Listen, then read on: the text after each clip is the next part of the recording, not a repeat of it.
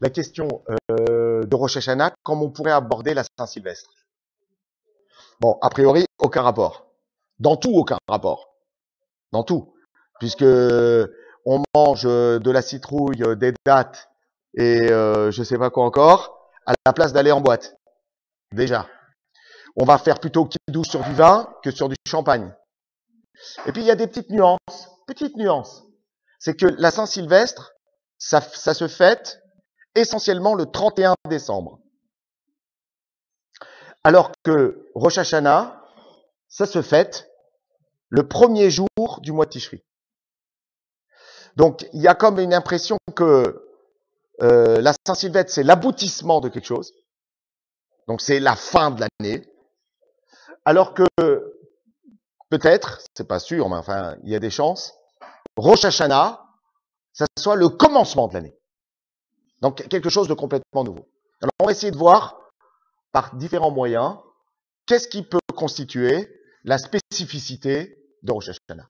Alors d'abord, il y a une chose qui est à remarquer, pour ceux qui connaissent un petit peu les fêtes juives, c'est que la fête de Rosh Hashanah, c'est la seule fête qui ne commémore rien. C'est la seule fête juive qui n'est pas reliée à une commémoration de quelque chose. La fête des cabanes, Sukkot, ça commémore le fait qu'on s'est baladé dans le désert et qu'on a vécu dans des cabanes. La fête de Pessah, Pâques, Pessah, ça commémore le fait qu'on est sorti d'Égypte. Je vous donne les grosses fêtes, mais en vérité, c'est vrai pour toutes les fêtes. La fête de Shavuot, ça commémore le fait qu'on a reçu la Torah. Mais c'est une commémoration. Au départ, c'est une commémoration. On fête le don de la Torah. Pessah, on fête le don de la liberté. Sukkot, on fête le don des cabanes. Et Purim, on fête le fait qu'on ait survécu aux attaques d'un méchant ministre à l'époque, à une époque très ancienne, qui voulait exterminer le peuple juif. Et Hanouka, ça commémore le fait qu'on a vaincu les Grecs. Rosh Hashanah, a priori, il n'y a aucune commémoration. Et pourtant, c'est une fête. Aucune commémoration. Vous allez me dire, oui, mais la commémoration, c'est la commémoration de la nouvelle année. C'est Nouvel An.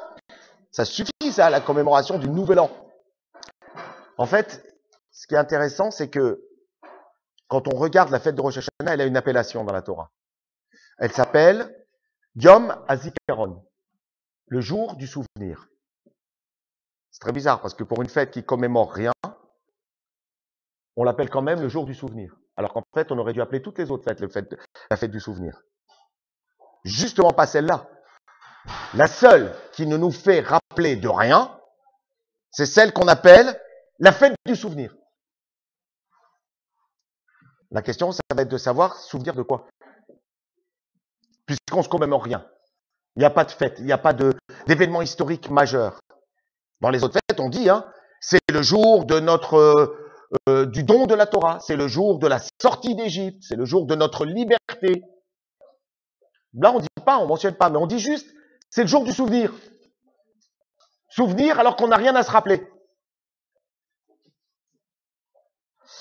Alors, je vais essayer de poser la question essentielle. Quand on arrive à la fin de l'année, normalement, à part le fait de s'éclater, il y a quand même quelque chose qui se passe. Alors, par exemple, pour des étudiants, cet événement, c'est souvent le début de l'année. Le début de l'année universitaire, ça peut être au mois de septembre, au mois d'octobre. Pour des enseignants aussi.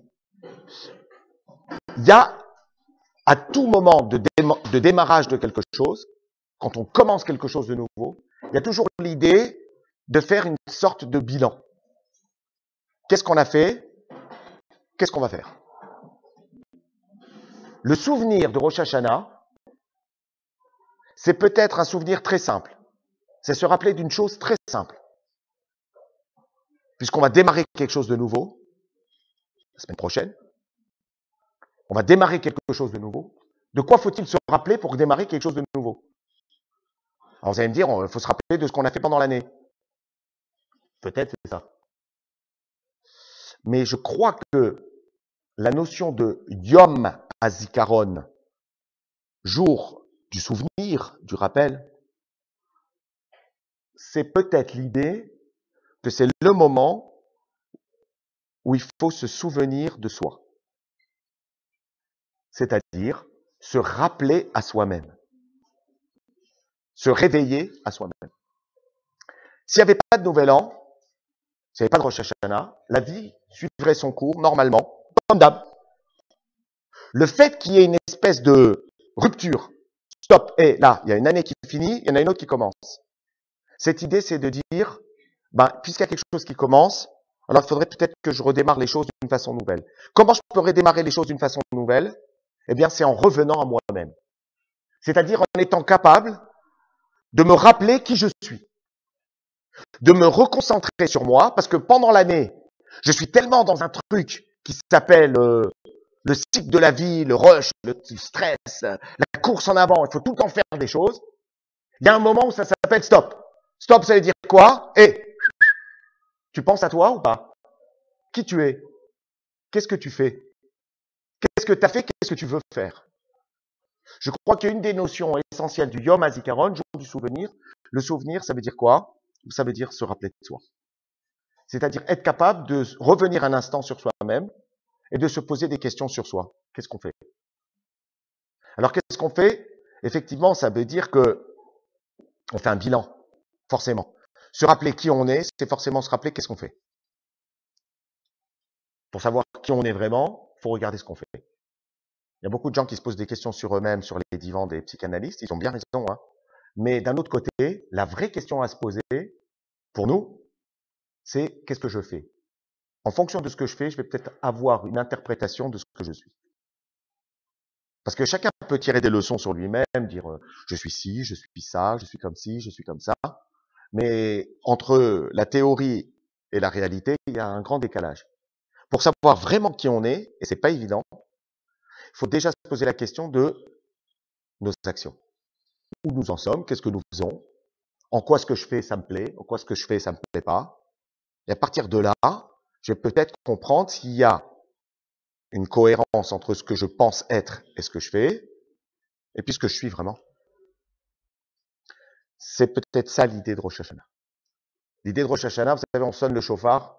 Beaucoup de commentateurs expliquent que le chauffard, c'est fait juste pour se réveiller. Réveiller, ça veut dire quoi?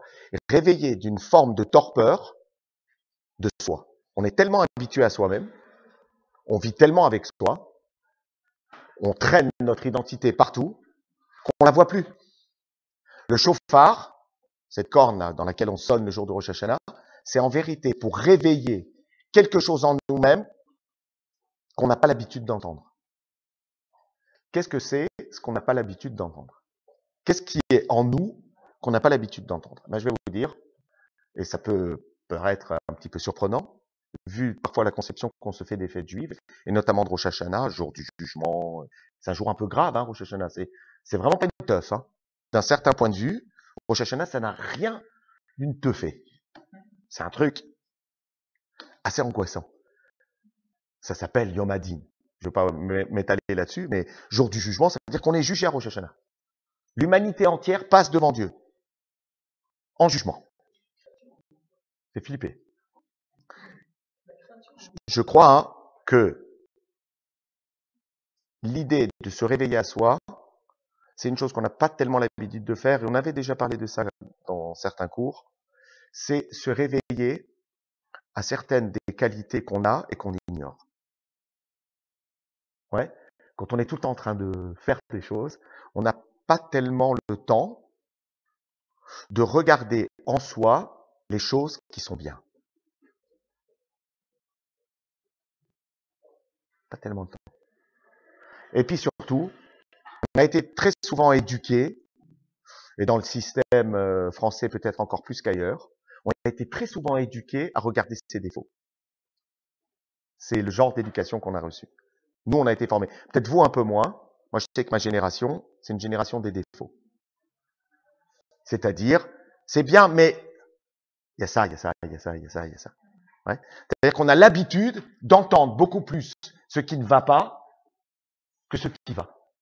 Et je suis sûr d'ailleurs que si je vous demandais de me remplir une petite fiche ce soir, où vous écririez vos principales qualités, vous auriez peut-être, je dis pas pour tout le monde, hein, mais pour certains, vous auriez du mal à les écrire. Parce que vous vous dites, non, mais bon, là, je suis pas trop bon, là, je suis moyen, là, je suis carrément médiocre. Et puis bon, ça, je voulais le faire, mais je l'ai pas fait. Donc, ça doit être que je dois pas être bon là-dedans, etc., etc., etc. Ça, c'est un peu le principe de la dictée. La dictée, ça rappelle à l'école la dictée. Maintenant, on n'en fait plus. C'est pour ça que je dis, on n'est plus tout à fait dans la même génération. Mais de mon temps, quand on faisait une dictée, 5 fautes, c'était 0. Ça veut dire quoi? Ça veut dire que dans une dictée de 100 mots, s'il y avait 5 mots faux, tu avais 0. Donc, on oubliait que tu avais fait 95 mots qui étaient bons. Et on a été éduqués comme ça. Les 5 mots faux qui t'ont mis un 0 te font oublier que tu as 95 mots justes. Ça, c'est un truc énorme.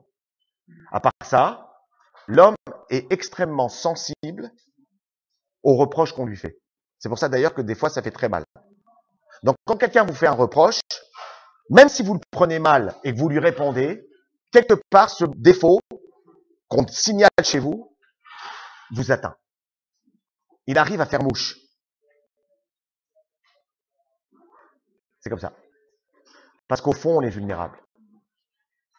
Rosh Hashanah, c'est le moment où justement, en se réveillant, on se réveille à soi-même. Et se réveiller à soi-même, c'est prendre conscience de toutes les qualités et de toutes les potentialités qui dorment et qu'on n'a pas encore réveillées. Ça, c'est une notion qui est pour moi très importante. Deuxièmement, il faut se rappeler aussi quelque chose de positif le soir de Rosh Hashanah et le jour de Rosh Hashanah, c'est quels sont nos droits.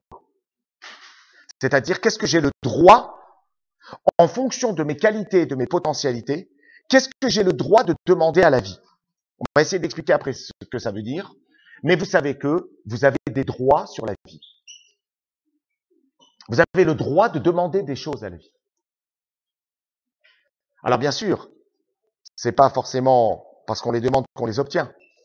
Mais si déjà Rosh Hashanah est un jour de jugement, le jugement, ça ne veut pas dire simplement qu'on vient devant un juge et qu'on se fait matraquer. Un jugement, c'est un moment où on vient et on défend son dossier. Et comment on défend son dossier? En disant, j'avais le droit de faire ça. Et j'ai le droit de prétendre à ça. Donc, c'est pas simplement un moment où on vient tête basse, reconnaître des erreurs qu'on aurait peut-être fait, mais c'est aussi un moment où on vient et on dit, mais quels sont les droits que j'ai sur ma vie que je n'obtiens pas? Et peut-être ça, c'est quelque chose aussi d'important. Et c'est lié aux qualités. Si j'ai conscience de mes qualités, ça n'a rien à voir avec l'orgueil. Hein. Ça n'a rien à voir avec l'orgueil. C'est beaucoup plus la question d'une estime de soi. C'est parce que je m'estime moi-même. Dieu ne nous a pas créés pour que nous ne nous aimions pas. Dites-vous ça toujours. Si lui nous aime, c'est qu'il a des raisons de nous aimer. Donc s'il a des raisons de nous aimer, moi aussi j'ai des raisons de m'aimer. Donc beaucoup de gens croient que Dieu nous a mis au monde pour qu'on soit dans une éternelle autocritique de soi. C'est pas vrai. S'il nous aime, c'est que nous aussi on doit s'aimer. Et d'ailleurs, si on ne s'aime pas, on a très peu de chances de réaliser quelque chose. C'est parce qu'on s'aime et qu'on a conscience de ce qu'on vaut qu'on peut mettre en place quelque chose. Beaucoup de gens croient que revenir à la Torah, ça passe par des trucs très compliqués, des formes de repentir, où on va se donner des coups de fouet, se flageller, en se disant, j'ai pas fait ci, j'ai pas fait ça, et je fais pas ci, et je fais pas ça, et je suis pas assez bon ci, et pas assez bon ça. Comment vous voulez revenir à quoi que ce soit, et avancer dans quoi que ce soit, si vous partez de vos défauts? C'est impossible. Les défauts, c'est déprimant. Il n'y a jamais la conscience d'un défaut qui a donné envie de réaliser quelque chose de qualité. C'est au contraire, parce qu'on pense à ce qu'on a de bien malgré tout ce qu'on peut faire de pas bien, entre guillemets, on a quand même des choses qui sont bien. Faut pas exagérer. Donc c'est ces choses-là qu'il faut aller chercher. Et c'est ces choses-là que le chauffard, le jour de Rosh Hashanah, quand il sonne, c'est pour qu'on revienne sur soi et qu'on dise, mince, c'est vrai, j'ai fait des trucs pas terribles. Mais je sais qu'au fond de moi-même, il y a des choses qui sont bien. Vous savez, il y a un texte dans le Talmud qui dit qu'avant de naître, l'embryon dans le ventre de sa mère, il ressemble à un carnet plié. Carnet plié. Quand j'ai fait un peu d'embryologie dans ma vie, Bon, j'ai appris qu'en fait, l'embryon, au départ, il fonctionne sous forme de feuillet. C'est comme ça, on parle de feuillet externe, feuillet interne, feuillet médian. Alors à partir du feuillet intermédiaire, il y a les neurones du cerveau qui se mettent en place. Mais les les spécialistes d'embryologie parlent de feuillet. J'ai été sidéré parce que j'ai dit, mais c'est exactement ce que dit le Talmud. Le Talmud dit que un homme dans le ventre de sa mère, il est plié comme un carnet, sous forme de feuille. Quand il vient au monde, ce carnet s'ouvre, il se déplie. Donc les feuilles s'étalent, se déplient. Qu'est-ce que ça veut dire cette image? Cette image, elle veut dire beaucoup de choses. Elle veut dire d'abord que l'homme, d'une certaine façon, est l'auteur de sa vie. Ce qu'il vit, la vie qu'il va vivre, c'est une œuvre. C'est un texte. Ce que vous voudrez, un poème, un roman, une pièce de théâtre, ce que vous voulez. Mais c'est un texte. Il va écrire sa vie. Ouais. Mais qu'est-ce que ça veut dire quand je dis que j'écris ma vie? Quand je dis que j'écris ma vie, ça veut dire que, à part le fait que je l'écris, comme tout bon écrivain, je peux aussi la corriger. C'est vrai qu'en l'écrivant, je laisse des traces. Parce que dire que j'écris ma vie, ça veut dire que chaque événement de ma vie est important. Et on sait bien, tout ce qu'on vit, ça nous construit. Chaque élément de la vie, il est écrit. Des fois, on oublie qu'on le porte avec nous, mais en vérité, on le porte avec nous. Même des choses que vous avez faites il y a très très longtemps. Elles sont écrites à l'intérieur de vous, même si vous ne vous en rappelez plus. Il suffit de regarder une expérience très simple. Vous écoutez des fois un morceau de musique que vous n'aviez pas entendu depuis 15 ans. À la seconde même où vous l'entendez, vous êtes repropulsé dans la personne que vous étiez il y a 15 ans. En 2 secondes. Vous mangez quelque chose ou vous sentez une odeur. En l'espace d'1 seconde, vous êtes la personne qui mangeait cette chose-là ou qui sentait cette odeur il y a 15 ans, il y a 20 ans, il y a ce que vous voulez. Donc ça veut dire que ce que vous avez vécu il y a 15 ou 20 ans est toujours en vous. Ça veut dire qu'on a écrit. Mais le fait d'écrire, ça veut dire aussi qu'on est capable d'effacer. On est capable de déplacer. On est capable d'enlever. Comme un écrivain, il gomme, il déplace, il rajoute. Donc si votre vie est votre texte, ça veut dire aussi que votre vie est un texte qui s'écrit. Et donc qui s'arrange. Qui s'élabore. Ça aussi, c'est une idée essentielle qu'il y a à Rosh Hashanah. Ça veut dire que, véritablement, vous pouvez changer quelque chose dans ce que vous avez écrit. C'est pas parce que c'est écrit que c'est terminé. L'encre avec laquelle vous écrivez votre vie est à la fois indélébile, mais en même temps délébile. Vous pouvez faire quelque chose. Il y aura toujours une petite trace derrière. C'est pas grave. Ça, c'est votre richesse. C'est les traces de ce que vous avez fait. Des fois, quand on veut comprendre un grand écrivain, on va regarder ses manuscrits, on voit ce qu'il a gommé, ce qu'il a raturé. On dit, ah ouais, vous voulez dire ça. Génial. Pourquoi il l'a pas gardé? Et on fait des analyses. Ben, vous, c'est pareil.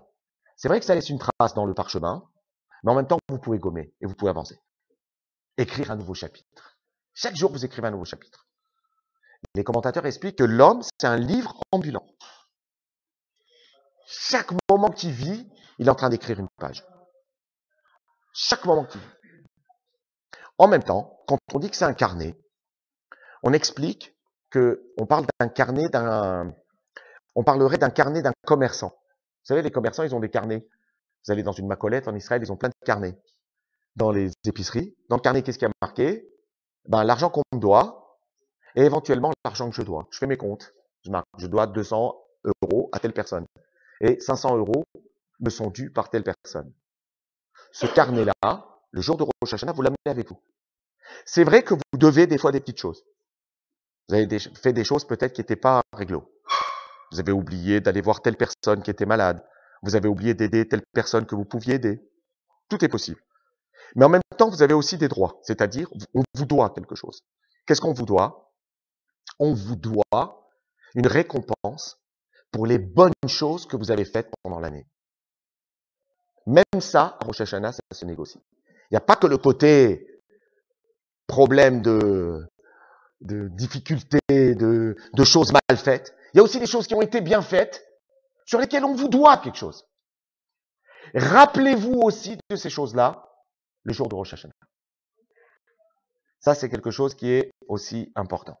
Et puis, il y a un autre élément qui concerne et Rosh Hashanah, mais aussi Yom Kippour. Vous savez qu'il y a une notion qui est ramenée à partir des textes. Une des raisons pour laquelle on sonne le chauffard le jour de Rosh Hashanah, c'est parce que, vous savez, il faudrait revoir les textes de la Bible, mais on sait qu'à un moment, Abraham a renvoyé sa première femme qui était Agar. Première femme. Et il l'a renvoyée de la maison sur les conseils de Sarah avec son premier fils qui s'appelait Ishmaël. Écoutez bien ça parce que ça c'est intéressant.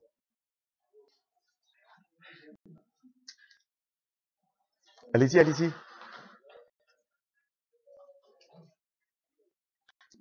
Et vous allez voir que ça fait un détour un petit peu lointain mais intéressant. Il a renvoyé donc son fils et sa femme. On a dit du mal à comprendre ça de la part d'Abraham, qui est l'incarnation de la bonté et de la générosité. Il a renvoyé Abraham et son fils, bébé, Ishmaël.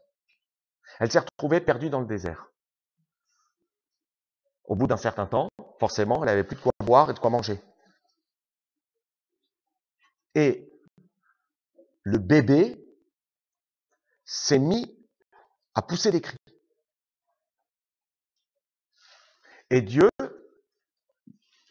le texte dit que Dieu a entendu la voix de l'enfant. Et kol hanahar, la voix de l'enfant.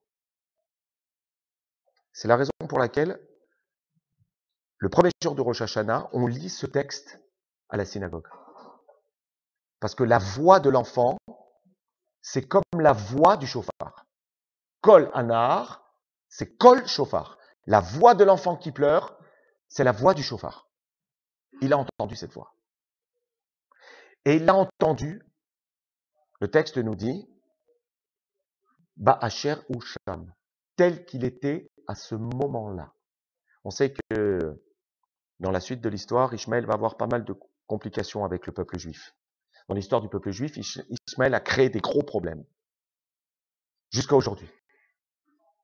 Et donc on demande à Dieu, on dit que la demande a été faite à Dieu, mais comment tu peux sauver quelqu'un qui va créer tellement de problèmes au peuple juif dans l'histoire?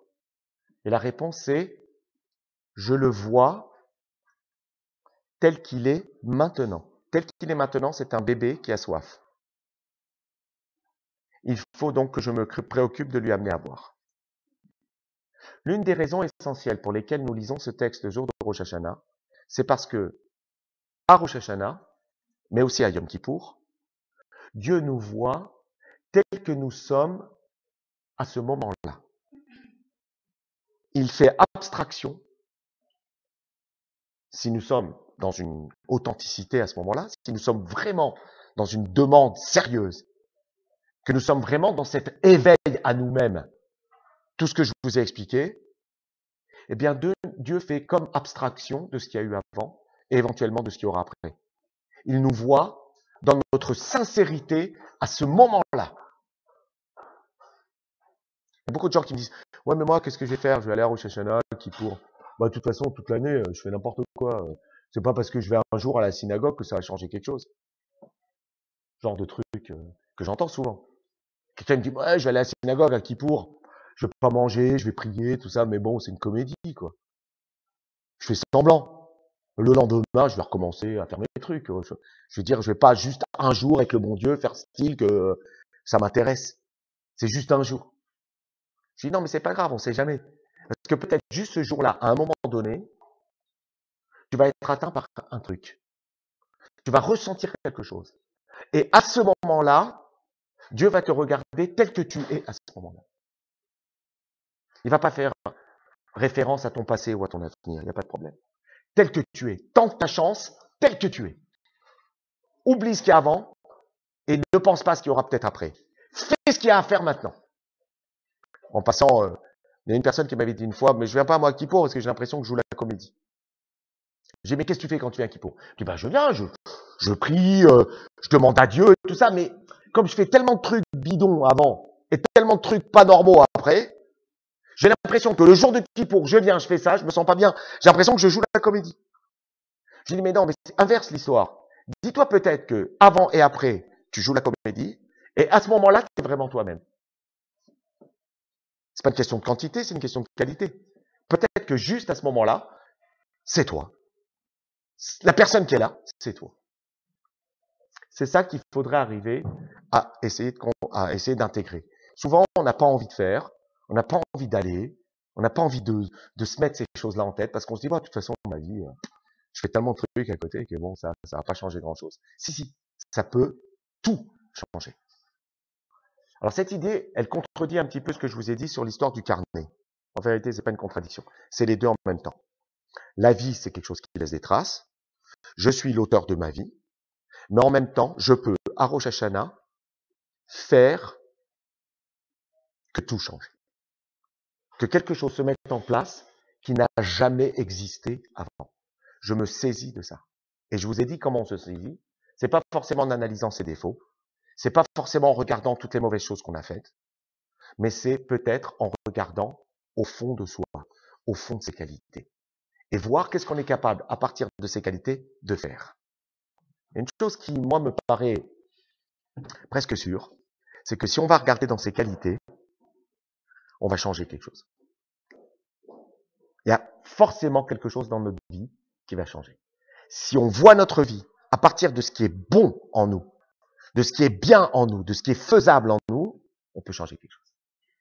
Et c'est ça tout le but. Vous savez que Rosh Hashanah, le mot Shana en hébreu, sa racine, ça veut dire chinouille. Ça vient du mot chinouille. C'est quoi chinouille? Ça veut dire changement. Shana en hébreu, ça veut dire changement. L'idée de Rosh Hashanah, c'est une autre idée que je voudrais partager avec vous. C'est l'idée que quelque chose pourrait changer. On se redonne la possibilité du changement. La question, c'est de savoir comment on change. Alors, je vous ai donné déjà une petite clé. Et c'est pas une des moindres clés, hein. C'est une clé qui prend du temps, effectivement, parce que ça veut dire qu'il faut se regarder en soi, mais en même temps, regarder en soi en voyant ses qualités, c'est pas mal, ça change. On n'est pas obligé de voir les 5 mots faux, pour regarder les 95 autres mots qui marchent bien. Il y a aussi l'idée de savoir où on change. Alors, il y a un texte du Talmud qui dit que à Rosh Hashanah, on peut changer avec 5 façons. 5 espaces de changement. Je vais vous les citer et on va essayer de comprendre. Première chose que le texte dit, première source de changement, c'est donner la tzedaka. Bizarre. On veut que quelque chose change dans notre vie, il faut être capable de donner la tzedaka. On va comprendre. Deuxième chose, le texte dit, dans le Talmud, Tza'aka, pousser des cris. Alors, pousser des cris, crier, ça veut dire quoi crier? En fait, ça veut dire prier. Prier en silence, mais avec des cris qu'on a dedans. C'est-à-dire être capable de faire sortir les cris qu'on a dedans sous forme de prière. Ok? Troisième élément, parfois, Dieu préserve, pas tout le temps, parfois on peut changer de nom. Si vraiment l'heure est grave, une des notions qui fait qu'on peut changer, c'est changer de nom. Pourquoi? Parce que le nom, c'est l'identité de la personne. Un nom, il dit beaucoup sur la personne. Quand on s'est approprié un nom, on s'est approprié une identité. Je suis un tel. Donc en changeant de nom, on pourrait devenir quelqu'un d'autre. Bon, mais cette solution du changement de nom, on la garde, Dieu préserve, dans des cas extrêmes. Dans des cas extrêmes dont je ne parlerai pas. Quatrième élément, Shinui Maase. Changer ses actions. Se comporter autrement. Ou bien, se comporter en faisant des choses qu'on n'a pas l'habitude de faire. Changer ses habitudes. Changer ses habitudes dans ses actes. Agir autrement. Être capable d'agir autrement. Il y a une situation qui se présente à moi. J'ai toujours l'habitude de gérer cette situation de cette façon-là. J'ai une loupiote qui s'allume. Je me dis, tiens, peut-être si je la gérais autrement. Si je faisais autrement. Quelqu'un m'appelle, me demande quelque chose. J'ai pas l'habitude de faire la chose qu'il me demande. Je vais changer. Peut-être que c'est bon que je la fasse. Peut-être que c'est bon que je fasse cette chose. Chez nous, on change d'acte. On change d'action. On fait autre chose. Enfin, ça veut dire aussi faire une autre activité. Hein. Chez nous, c'est tout. On fait des actions qui nous plaisent pas. Ou une activité, ça peut être des études, une activité professionnelle, peu importe. On est dedans. On voit que ça bouge pas. On voit qu'il y a un truc qui avance pas. Bon, peut-être faut changer. Shinui Maase. Je change ma façon d'agir.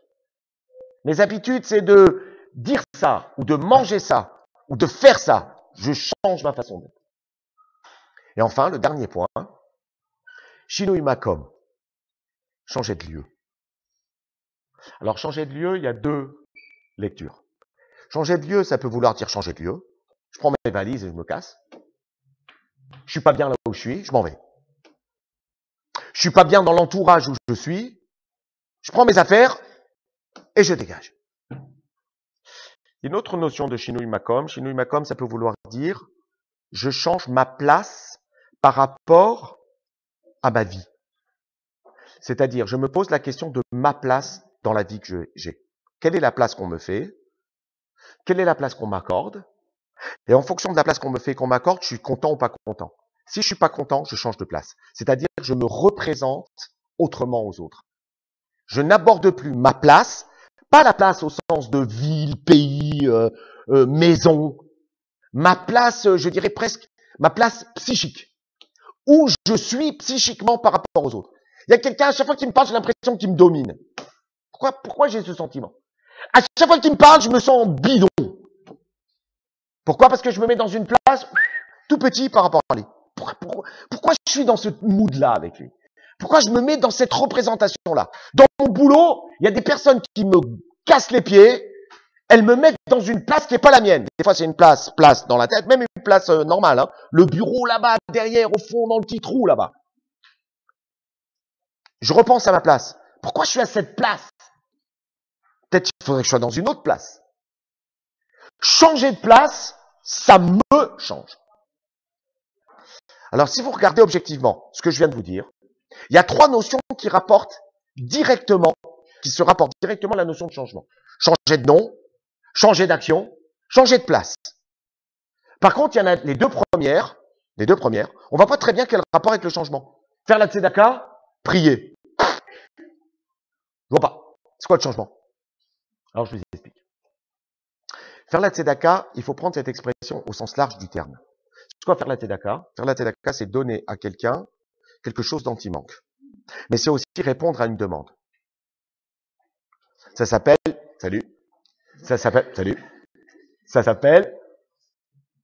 le chesed, au sens large du terme en hébreu. Chesed, la bonté, la charité, l'amour.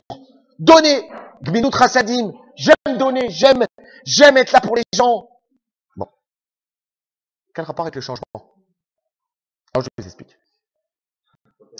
Il y a comment? Protéger dans un deuxième temps. Oui, c'est une notion. Mais il y a une notion aussi que ça me fait changer. C'est pour ça que c'est Tatsil Mimavet. T'expliquer. Pourquoi c'est Tatsil Mimavet? On va expliquer, une seconde. Ouais. Ouais. Ouais. À une condition. Il va répondre à la demande de l'autre, mais à une condition. C'est qu'il soit capable de s'adapter à la demande de l'autre. Vous savez, il y a une religion qui parle d'une notion très, très intéressante. Il y a une religion qui parle de la charité bien ordonnée. Charité bien ordonnée. Je dis pas la fin parce qu'elle est chelou. Charité bien ordonnée commence par soi-même. C'est terrible. Mais en tout cas, il y a une notion de charité bien ordonnée. Ben pour nous, le chesed, c'est une charité désordonnée. Ça veut dire quoi, désordonnée? Ça veut dire qu'en vérité, quand tu regardes bien, quand quelqu'un te demande quelque chose, c'est rarement la bonne personne et c'est rarement le bon moment. Donc, si tu veux lui rendre ce service, si tu veux être disponible à ce qu'il te demande, il faut que tu sois capable de déstabiliser complètement tes repères. La bonne charité, c'est pas le pote que tu connais, avec qui tu partages tout, qui vient te demander de lui prêter de l'argent. Bon, ça c'est un copain, tu sais, tu vois tous les jours, c'est un mec avec qui t'es, ces trucs, c'est balisé. Là où c'est difficile, c'est de répondre à la demande de quelqu'un qui ne te revient pas et qui te demande une chose que tu n'as pas l'habitude de faire. Ça s'appelle chesed. Ça s'appelle tzedaka. Ça s'appelle donner. Donner, c'est quand ça me demande de sortir de moi-même.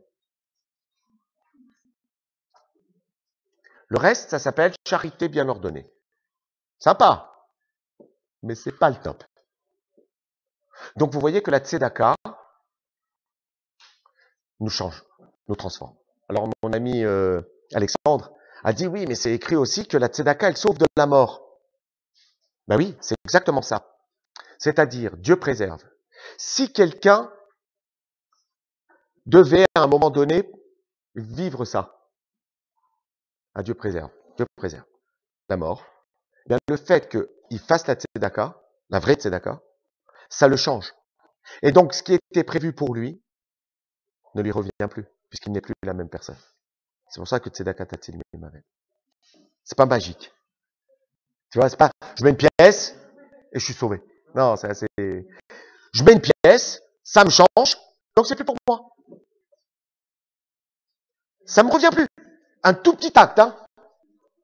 Alors surtout quand on met une pièce qu'on pensait pas mettre.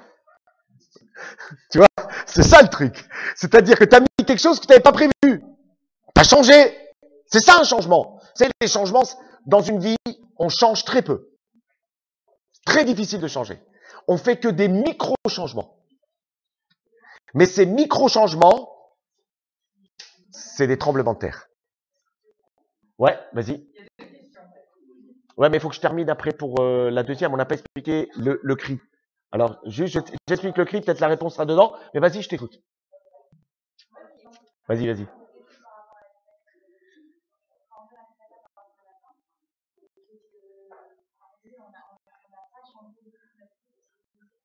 Voilà, très bien. Donc, il ne faut pas s'arrêter à ça. Tu comprends?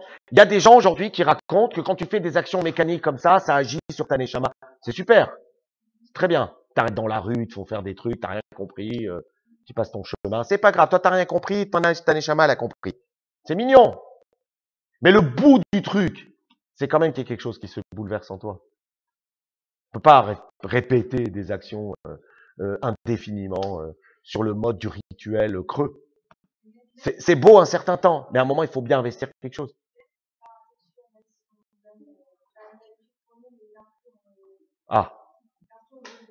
Bah ça, c'est un changement. Ah oui.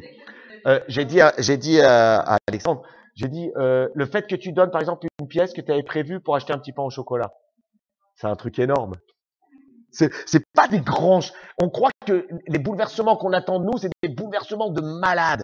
Genre, du jour au lendemain, on va devenir quelqu'un d'autre. Personne ne devient quelqu'un d'autre.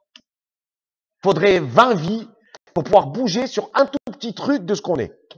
Par contre, ce genre de truc, j'avais 1 euro. Combien c'est un petit pain au chocolat aujourd'hui? C'est 1 euro, ça, 1,50 €. Ce 1,50 €, j'avais prévu, au moment où je vais avoir la dalle à je sais pas quelle heure, je le mets dans la tzedaka. Truc de fou. Je suis en train de changer. Je me change. Tzedaka, le cri, la prière, la demande. Ça, c'est un bouleversement généralisé. En soi. Pourquoi? Parce que ça me demande de dérégler complètement toute ma vie.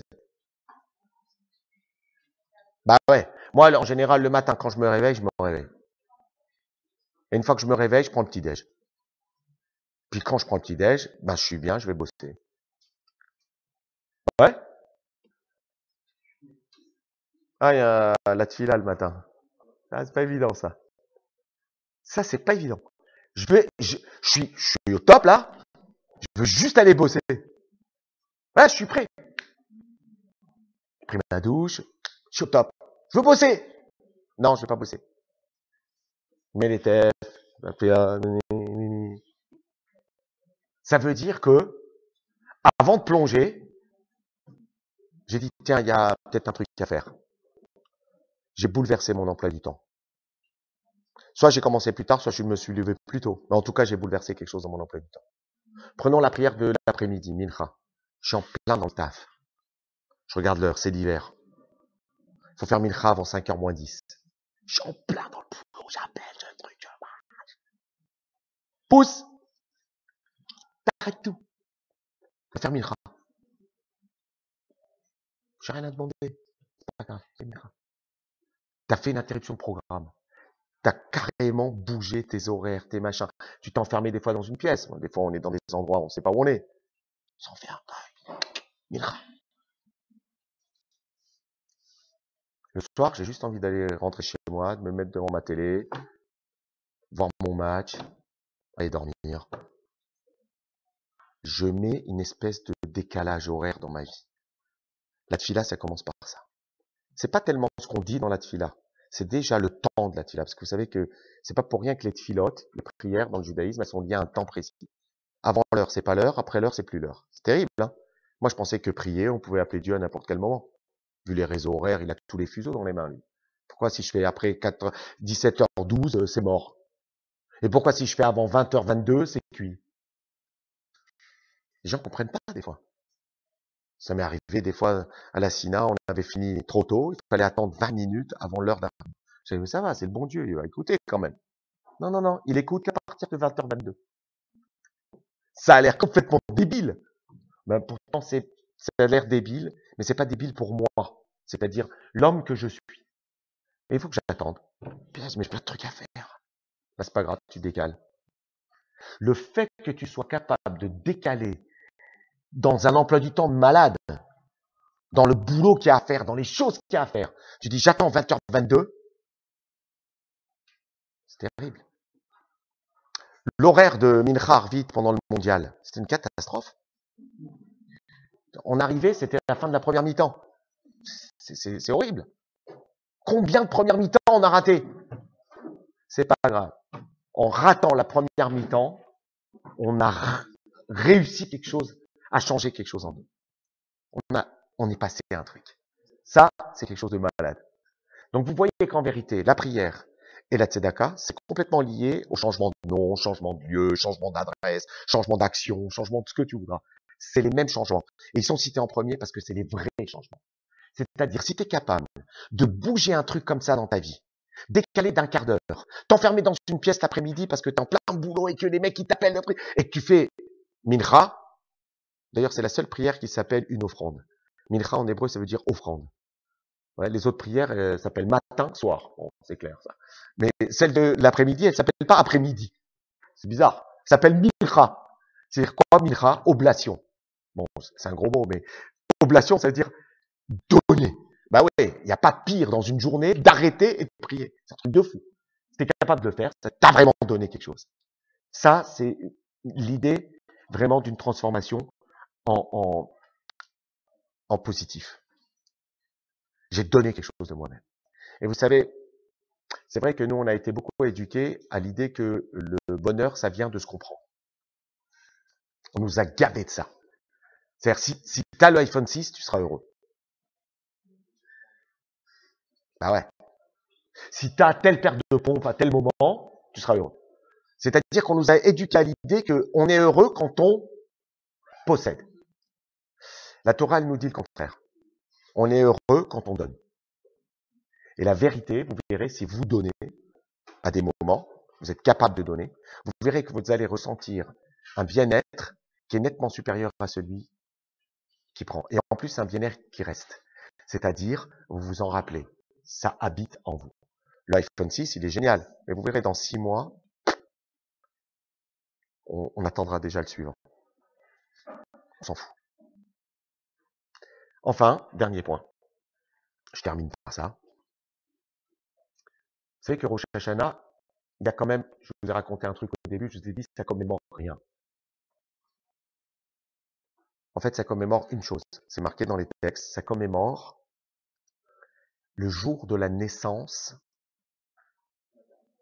d'Adam. En fait, d'après certains, le jour de Rosh Hashanah, ça correspond à l'anniversaire du premier homme. C'est la naissance de l'homme. Donc il y en a qui disent Yom HaZikaron, c'est ça. Il faut se rappeler du jour de l'anniversaire de l'homme. Vous savez que l'anniversaire, et je suis pas tunisien, hein, mais l'anniversaire, c'est un moment très important. Pourquoi? Parce que c'est le jour de notre naissance. Et le jour de notre naissance, tout était possible.